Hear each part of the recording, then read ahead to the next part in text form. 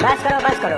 आपके भतीजे की शादी है, आपको तो सबसे ज्यादा खुश होना चाहिए। हमारा इंसल्ट हुआ है, हमें बोलेरो में आगे नहीं बैठने दिया गया है, पीछे बैठा दिया गया भीड़ में, वो भी सीट पर नहीं स्टेपनी पर। यहाँ आते आते मेरे कमर में दर्द होने लगा है। नाराज मत होइए, आपको जानकर पीछे बैठाया गया था, क्योंकि जो है ड्राइवर वो नशे में था। कहीं बोलेरो किसी दूसरे गाड़ी में ठोक देता ना तो आपका क्या होता। गाड़ी तो वही थी ना, पीछे मैं बैठा था तो एक्सीडेंट अगर होता भी तभी भी तो मैं मरता। आप समझ नहीं रहे हो, अगर आप आगे बैठते तो धूप सीधा आपके मुंह पर पड़ता, इसीलिए आपको पीछे बैठाया गया था ताकि आपको धूप न लगे। और क्या, और आगे बैठते ना तो जो है गड्ढा वड्ढा होता है रोड पे, उसका झटका सीधा आपकी किडनी पर पड़ता और आपको हार्ट अटैक आ जाता। बारात छोड़कर हमें सराध में जाना पड़ जाता। बस करो, ज्यादा बकवास मत करो, मेरा आदर करो, सम्मान करो, प्रतिष्ठा करो, कद्र करो। मैं लड़के का फूफा हूँ, मैंने ही ये शादी फिक्स करवाया है। ठीक है फूफा जी, ठीक है। अब यहाँ से आपको बहुत ही आदर और सत्कार के साथ ले जाया जाएगा। आप जहाँ चाहो वहाँ बैठ कर जाओगे। आप चाहो तो आपको दुल्हन के साथ बैठा कर ले जाएंगे हम लोग। This is my confirmation and the बाराती ऑफ दी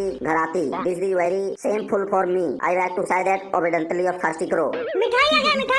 फूफा जी जल्दी जाइए, नहीं तो अभी आप फिर चिल्लाओगे। जल्दी जाइए, मिठाई आ गया। मैं भी चला यार, बहुत ही तेज से भूख लगा है, भूख बर्दाश्त नहीं हो रहा है मेरे को।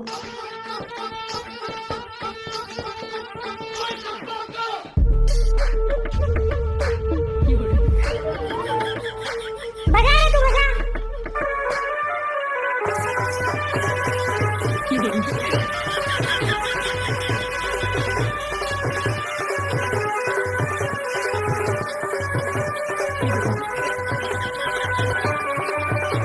बंद करो ये सब नौटंकी, बंद करो ये सब नौटंकी।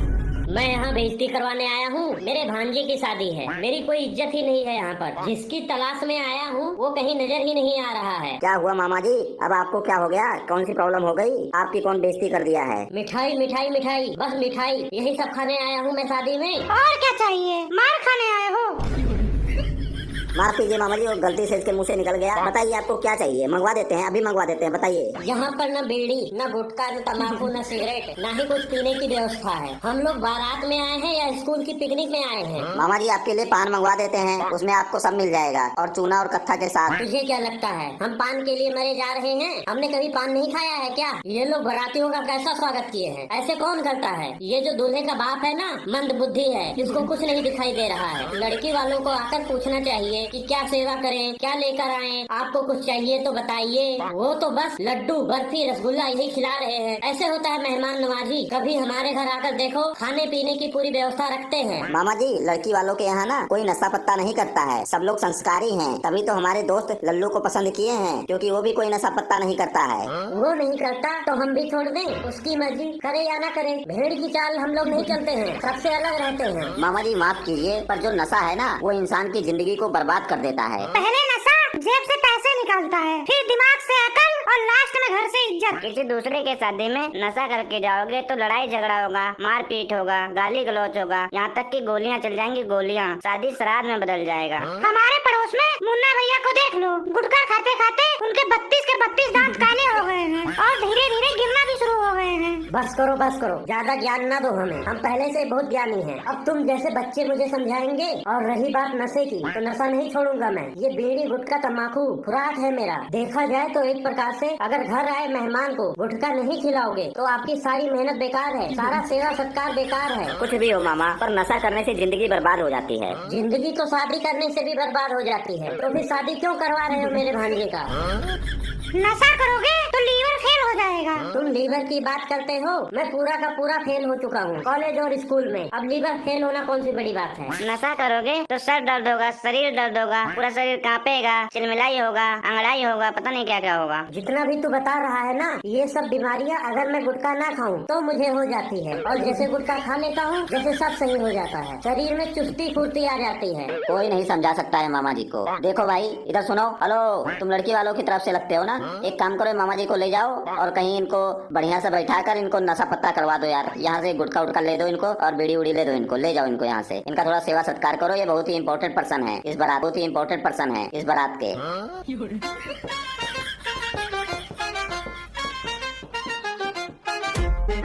सभी बाराती ध्यान से सुने, दूल्हे को मंडप पर अंदर बुलाया गया है, पंडित जी भी आ गए हैं, शादी की विधि विधान शुरू होने वाली है। चलो सब लोग, जिसको जिसको मंडप पर चलना है। दूल्हे राजा पहले आप चलो। मेरा चप्पल चोरी हो गया है। किसी ने मेरा चप्पल चुरा लिया है। क्या चप्पल चोरी हो गया है? तो अपनी शादी में चप्पल पहन के आया है? हाँ, मैं चप्पल पहन के आया हूँ क्योंकि मैं बहुत समझदार हूँ। मुझे पता था शादी में लड़कियाँ जूते चुरा लेती हैं, इसलिए मैं चप्पल पहन के आया हूँ। तेरा चप्पल जैसा मुंह है, तेरा चप्पल कौन चुराएगा? चलो कोई बात नहीं, रहने दे यार, तू नंगे पैर ही चल। जो हो गया सो हो गया, चल तू। समोखन उधर देख, इसकी सालियाँ जिन्होंने इसका चप्पल चुराया है, उन लोगों ने इसका चप्पल बारात से ही उड़ा दिया। आप लोग इसका चप्पल वापस करो। इसको अंदर पंडित जी के पास जाना है मंडप में। शुभ घड़ी आ चुकी है शादी की। आप दुनिया के किसी भी कोने में चले जाओ, आपको चोर जरूर मिलेंगे। चोरी हर जगह होती है और मुझे लगता है ना किसी ने मेरा दिल चुरा लिया है।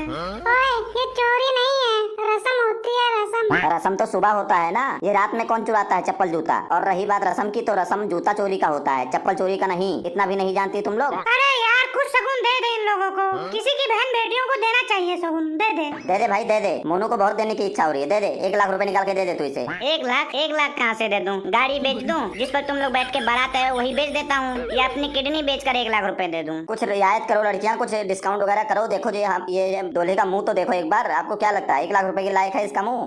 दूल्हे जी, आप अपनी मर्जी से, अपनी खुशी से दे दीजिए, जो आपकी इच्छा हो। ये लो 50 रुपए ले लो, सब लोग 10 रुपए बांट लेना आपस में। 10 रुपए? गाड़ियों में हवा भरवाया है क्या जो 10 रुपए दे रहा है? अरे कम से कम जैसी तेरी सालियाँ हैं उसके हिसाब से पैसे तो दे। खर्चा बहुत हो गया है इसकी शादी में। जितना दे रहा है उतना ले लो, बाकी सुबह देखेंगे। कितना लोगी ये तो बताओ, कितना दे दूं? 5,000 रुपए का तो हम लोग मेकअप करके आए हैं, उससे ज्यादा चाहिए हमको। इतना ज्यादा तुम लोगों का मुंह गंदा था जो 5,000 रुपए लग गए मेकअप में। अरे दूल्हे को तो देख लेती पहले, उसके बाद मेकअप करती। इतना महंगा मेकअप करने की क्या जरूरत थी? अरे दे दे यार, शगुन होता है इन लोगों का, इसी टाइम तो पाना होता है इन लोगों को। दे दे, इतना मत सोच, दे दे। ये लो 10,000 रुपए, सब लोग ले लेना। पैसे मिल गए ना, अब जल्दी जल्दी जाओ और इसका चप्पल लेकर आओ, मुहूर्त निकला जा रहा है।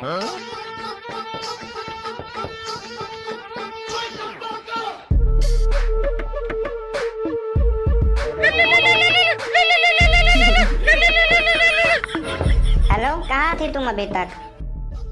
तुम्हें कैसे पता चला कि मेरी शादी हो रही है?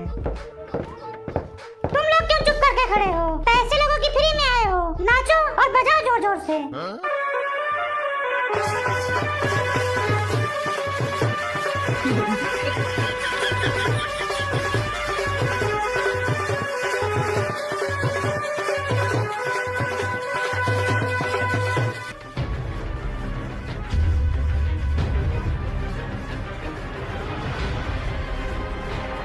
पापा, मेरी बात सुनो, मैं ये शादी नहीं कर सकता हूँ, यहाँ से जा रहा हूँ मैं। क्या हुआ? ऐसे क्यों बोल रहा है? पूरे रिश्तेदारों के सामने क्या बकवास कर रहा है? समझा करो, मैं नहीं कर सकता हूँ शादी, मेरी मजबूरी है। मैं थप्पड़ मार मार के तेरा मुंह लाल तो होगा नहीं, और काला कर दूंगा। मुझे कुछ भी कहो, चाहे मुझे मार दो, मुझे काट दो, मेरे टुकड़े टुकड़े कर दो, लेकिन मैं ये शादी अब नहीं कर सकता हूँ, तो नहीं कर सकता हूँ। क्या हो गया है लल्लू? ऐसा क्यों बोल रहा है? मान जा भाई, मान जा। क्यों अपने पापा की बेइज्जती करवाने में लगा है? भाई, मेरे एक्स ने फोन किया था, मुझे लगता है ना कि उसके घर वाले मान गए हैं, वो मेरे को अपने घर बुला रहे थे। बुलाती है मगर जाने का नहीं। मैं ये जो पैसा लगाया हूँ ये कौन देगा? कौन सा पैसा? मेरे से पूछ के लगाए हो क्या? पहले आपने अपने औलाद से पूछा, अपने बच्चे से पूछा कि शादी के लिए तैयार हो कि नहीं तैयार हो? मेरी शादी तो आप जबरदस्ती करने लगे हो। फिर तू दूल्हा बन के क्यों आया है? यहाँ पे मार खाने आया है? यहाँ बोलो, नहीं तो मैं सबको सच बता दूंगा। समोखन, ये मेरे को बोले हैं चल वहीं पर देख लेना, अगर लड़की पसंद होगी तो शादी करना, नहीं तो नहीं करना, कैंसिल कर देना वहीं पे। तो मैं कैंसिल कर रहा हूँ। मान जा बच्चे, ऐसा नहीं करना चाहिए, मेरी बेइज्जती ना करवा। यही दिन देखने के लिए पाल पोस कर बड़ा किया है तुझे। चल वहाँ चल, मंडप में चल, वहाँ उनके भी रिश्तेदार आए होंगे। किसी की बहन बेटी की बेइज्जती नहीं करनी चाहिए। अगर तू शादी नहीं करेगा तो कितनी बेइज्जती होगी उसकी। मैं नहीं करूँगा शादी उससे, मैं नहीं करूँगा, नहीं करूँगा तो नहीं करूँगा। क्यों नहीं करेगा? उसमें उस लड़की की क्या गलती है? उसका जो है कलर मेरे से मैच नहीं हो रहा है। मतलब अब हम जाकर उस बेचारी लड़की का भी मुंह काला कर दें, तब तू करेगा उससे शादी? तू शुक्र मनाना कि भगवान तेरे को गोरी चिट्ठी भी दे रहे हैं। कुछ भी बोलो तुम सब, मैं शादी करने नहीं जाऊंगा वहाँ पर। जाने दो मेरे को यहाँ से, जाने दो। मैं जिससे प्यार करता हूँ उससे ही शादी करूँगा और उसे ही लेके आऊंगा। किससे प्यार कर लिया तू और कब प्यार किया? हम तो तेरे साथ ही रहते हैं, हमें तो पता ही नहीं चला कब प्यार हुआ तुझे और कहाँ हुआ, किससे हुआ? प्यार हमेशा अपने दोस्तों से छिपा के रखना चाहिए। अब चाहे सब लोग मिलके मेरे टुकड़े टुकड़े कर दो, मुझे यहीं पर मार डालो, लेकिन अब मैं शादी नहीं करूँगा तो नहीं करूँगा। सबको पिटवाएगा ये। ऐसा करो ना, एक एक करके बराती वाले धीरे धीरे खिसकते रहो, यहाँ से निकलते रहो, नहीं तो जितना खाए हो ना उससे ज्यादा यहाँ पे निकाल लेंगे मार मार के। दूल्हा पगला गया है।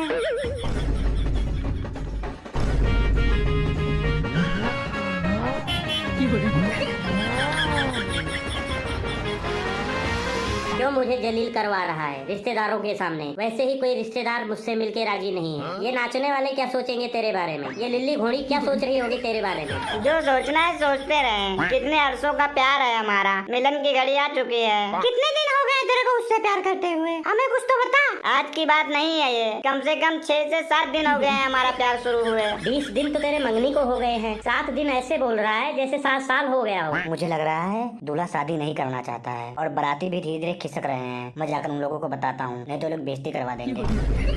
हमारे प्यार को इतने दिन हो गए हैं, हमने बड़ी बड़ी कस्में खाई हैं, बड़े बड़े वादे किए हैं, साथ जीने मरने की कस्में खाई हैं। ऐसे ना कर बेटे, वो देख मामा आए हैं, फूफा आए हैं, सबके सामने हमारी कितनी बेइज्जती होगी। मामा फूफा मरे जाके अपने घर, मुझे कुछ नहीं लेना।